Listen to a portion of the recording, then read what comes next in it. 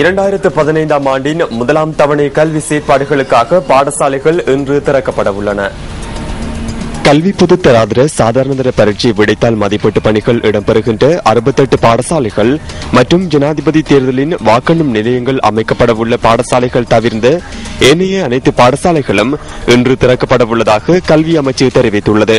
ஜனாதிபதி தேர்தல் கடமையில் பாடசாலை அதிபர்கள் மற்றும் ஆசிரியர்கள் ஈடுபடுத்தப்படவுள்ளதுடன் பாடசாலை கட்டடங்களும் தேர்தலுக்காக பயன்படுத்தப்படவுள்ளன.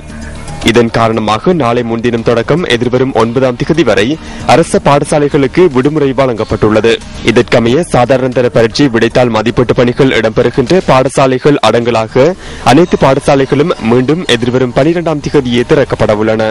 இதேவேளை பரிசுத்த பாப்பரசர் பிரான்சிஸின் வருகைக்காக பாதுகாப்பு கடமைகளில் ஈடுபடுத்தப்படவுள்ள போலீசார் தங்க வைக்கப்பட்டுள்ள 48 பாடசாலைகள் எதிர்வரும் 11ஆம் திகதி முதல் 15ஆம் திகதி வரை மூடப்பட்டு 16ஆம் திகதி திறக்கப்பட உள்ளதாக கல்வி அமைச்சு குறிப்பிட்டுள்ளது.